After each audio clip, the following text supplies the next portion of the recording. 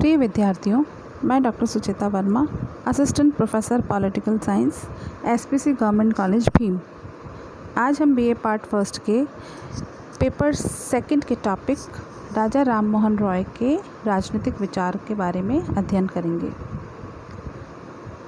राजा राम मोहन रॉय का कार्यक्षेत्र मुख्यतः धार्मिक और सामाजिक जीवन था, किंतु उन्होंने राजनीतिक संदर्भों से कभी भी अपने आप को पृथक नहीं रखा।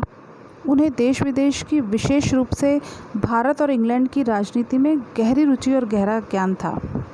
राजनीतिक जागरण की दिशा में चाहे उन्होंने प्रत्यक्ष कार्य न किया हो, धार्मिक और सामाजिक जागृति की दिशा में उनके द्वारा किए गए कार्यों ने राजनीतिक जागृति को जन्म देकर उन्हें नवीन भारत का संदेशवाहक, प्रॉफिट ऑफ न्यू इंडिया बना दिया था।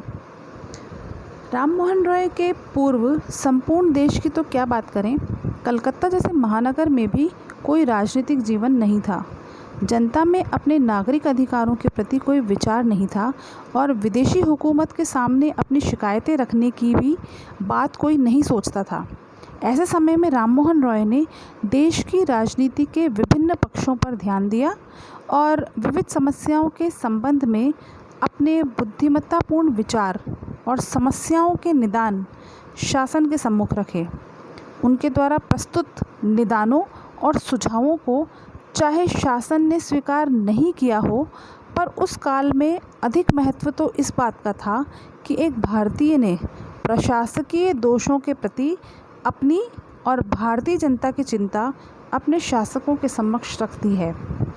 राजा राम मोहन रॉय के समय समय पर राजनीतिक विचार प्रकट किए। उनसे हमें उनके राजनीतिक चिंतन का बोध होता है। उनके राजनीतिक चिंतन की कुछ प्रमुख बातों का उल्लेख इस प्रकार है। पहला, वैयक्तिक एवं राष्ट्रीय स्वतंत्रता का प्रतिपादन। राजा राम मोहन रॉय हृदय और मस्तिष्क से उदार थे और व्यक्ति की स्वतंत्रता में उनका अगाध विश्वास था। उन्होंने लॉक, ह्यूगो ग्रोशियस तथा टॉमस पेन की भांति प्राकृतिक अधिकारों की पवित्रता को स्वीकार किया, किंतु व्यक्तिगत स्वतंत्रता और प्राकृतिक अधिकारों के प्रबल समर्थक होने के साथ साथ सामाजिक उपयोगिता और सामूहिक मानव कल्याण में भी उनकी गहरी आस्था थी। अतः अधिकारों और स्वतंत्रता के व्यक्तिवादी सिद्धांत के समर्थक होते हुए भी उन्होंने आग्रह किया कि राज्य को समाज सुधार तथा शैक्षणिक पुनर्निर्माण के लिए कानून बनाना चाहिए। वैयक्तिक स्वतंत्रता के महान समर्थक होते हुए भी राज्य के कार्यक्षेत्र के संबंध में राम मोहन रॉय के विचार उदारतापूर्ण थे और वे चाहते थे कि राज्य को निर्बल और असहाय व्यक्तियों की रक्षा करनी चाहिए।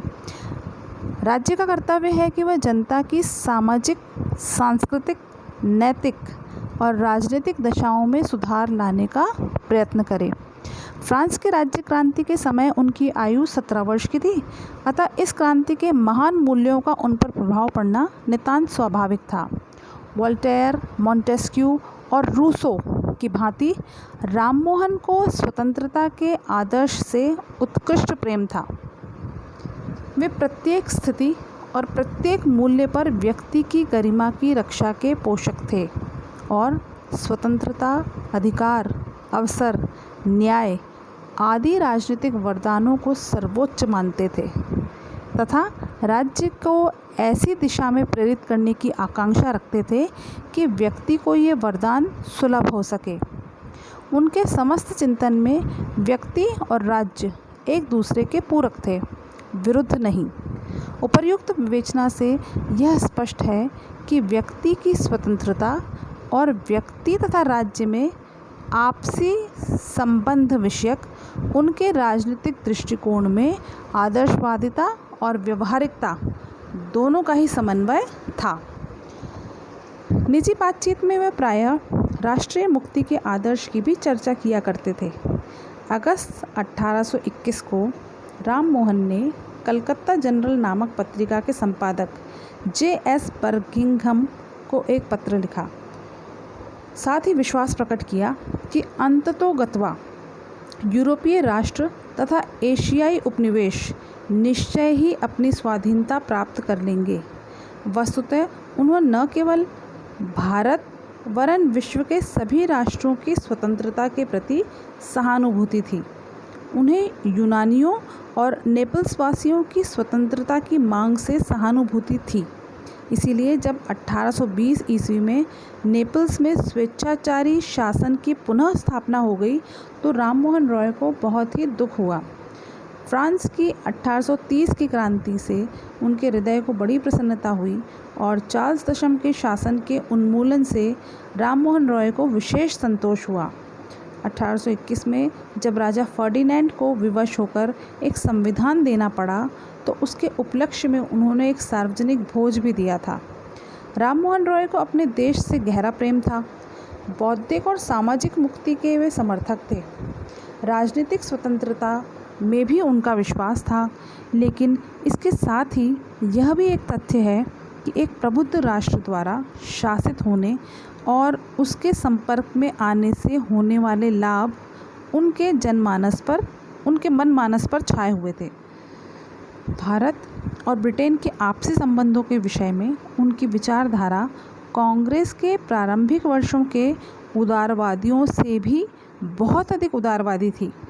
उन्होंने उस मार्ग को अपनाया था जो बहुत आगे चलकर भी गोखले का मार्ग ही बन सकता था, तिलक का मार्ग नहीं। अतः स्वराज्य के पैगंबर की स्थिति प्राप्त कर पाना उनके लिए संभव नहीं था। उनके चिंतन और कार्यों ने भारत राष्ट्र को स्वराज्य के मार्ग पर आगे बढ़ाने में प्रत्यक्ष तो नहीं वरन परोक्ष योगदान दिया।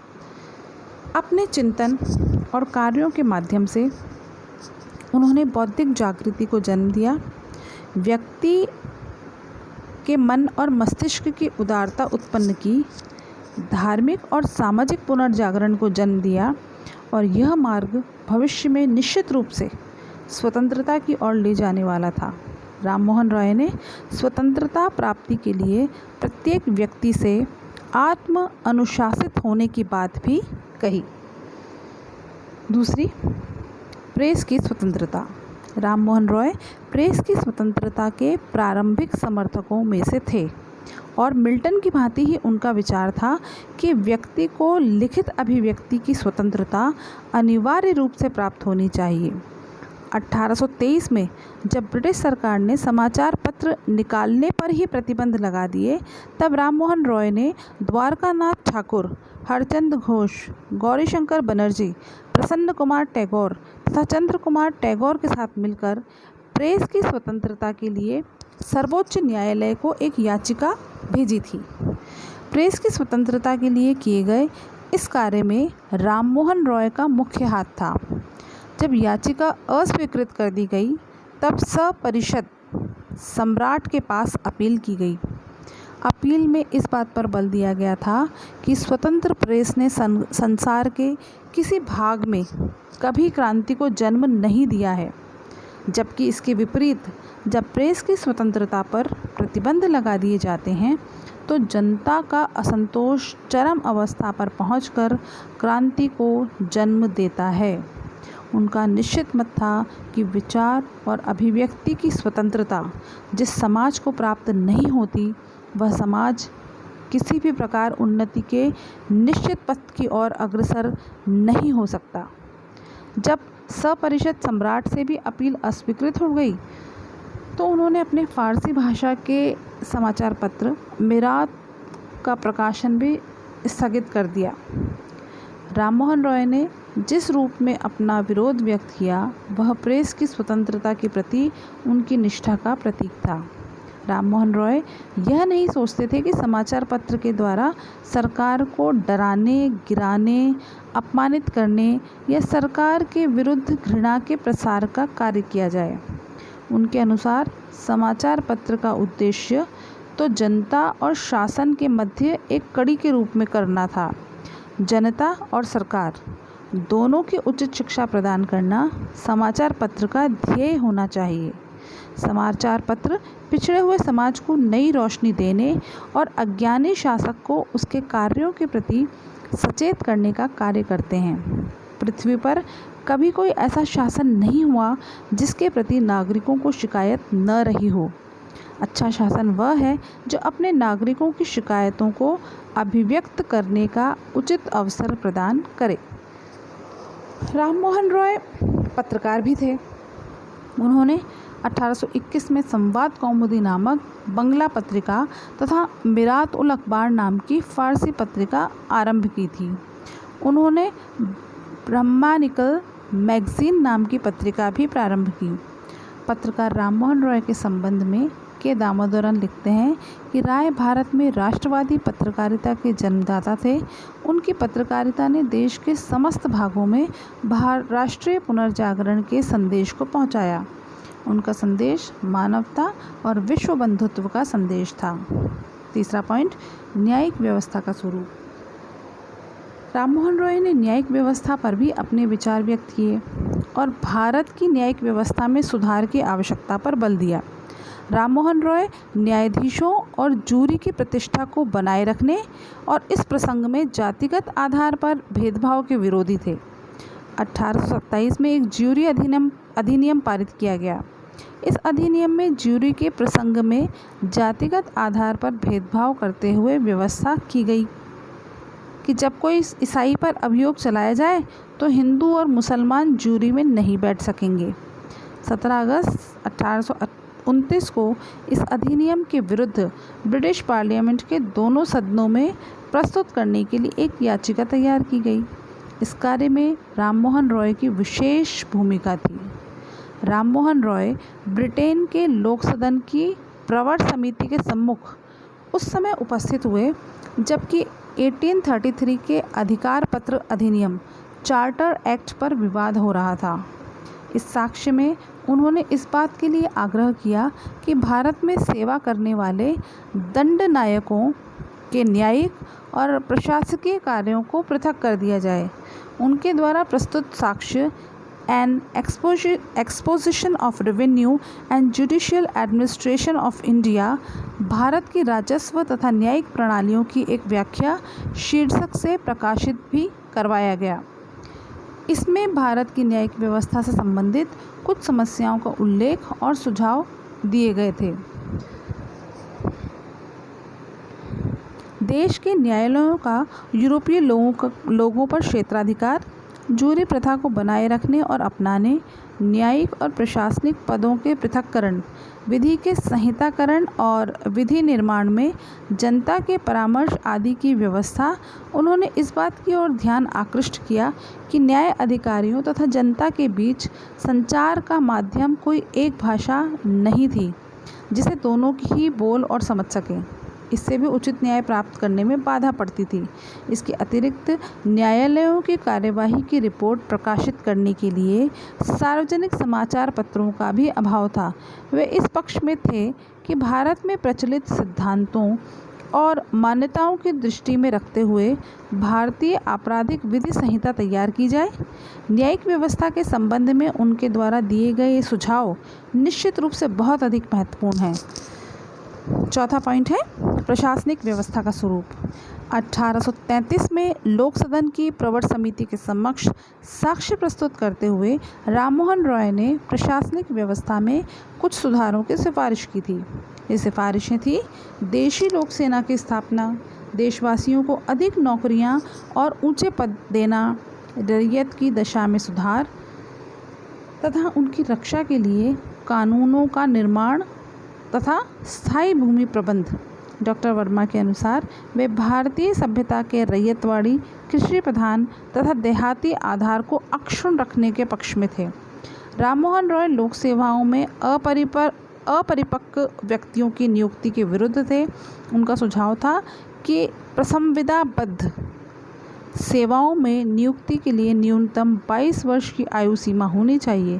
प्रशासनिक व्यवस्था और सेवाओं के प्रसंग में उनको सबसे प्रमुख सुझाव था कि यदि ब्रिटिश सरकार चाहे कि भारतवासी सरकार के प्रति आस्थावान हो तो भारतीयों की योग्यता और शिक्षा के अनुसार उन्हें दायित्वपूर्ण पदों पर नियुक्त करना पड़ेगा।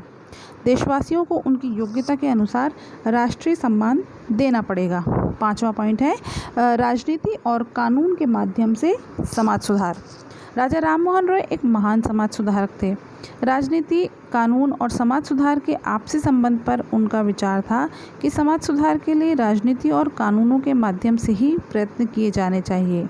उनके प्रयत्नों से ही लॉर्ड विलियम बेंटिक के समय में सती प्रथा निषेध कानून 1829 बना था। वे स्त्री पुरुष की समानता और नारी उद्धार के समर्थक थे और तत्कालीन भारत की परिस्थितियों में महिला वर्ग की स्थिति में सुधार की विशेष आवश्यकता अनुभव करते थे। राममोहन रॉय धर्मनिरपेक्ष राजनीति के समर्थक थे। छठा, मानवतावाद और विश्व बंधुत्व। राममोहन रॉय महान मानवतावादी थे। वे विश्व नागरिकता के प्रतिपादक तथा विश्व बंधुत्व की धारणा के समर्थक थे। वे बंधन मुक्त हो चुके थे और इसीलिए उन्हें सार्वभौमता में विश्वास था। वे समस्त मानव जाति को एक परिवार तथा विभिन्न राष्ट्रों और जातियों को उनकी शाखाएं मानते थे। बेंथम राममोहन रॉय के सार्वभौमवाद और मानवतावाद की प्रशंसा किया करते थे। राममोहन रॉय ने एक ऐसे विश्व संगठन की कल्पना की थी जिसमें दो राष्ट्रों के बीच के मतभेदों और पंच फैसले द्वारा निपटाने के लिए भेजा जा सके। वास्तव में राममोहन रॉय का अंतर्राष्ट्रवाद बहुत ऊंचे स्तर का था। वे ईश्वर से जो प्रार्थना करते थे उसमें भी अंतर्राष्ट्रीयवाद की झलक मिलती है। परमात्मा धर्म को ऐसा बना दे जो मनुष्य और मनुष्य के बीच भेदों और घृणा को नष्ट कर सके और मानव जाति की एकता और शांति की प्रेरक हो। राय के चिंतन में समन्वयवादी व उदार पक्षों का उल्लेख करते हुए विपिन चंद्र ने कहा, समष्टि व व्यक्ति, ईश्वर व मनुष्य, मानवता व राष्ट्रीयता, समुदायवाद व व्यक्तिवाद के मध्य अनिवार्य तादात्म्य राममोहन रॉय के चिंतन का केंद्रीय तत्व है।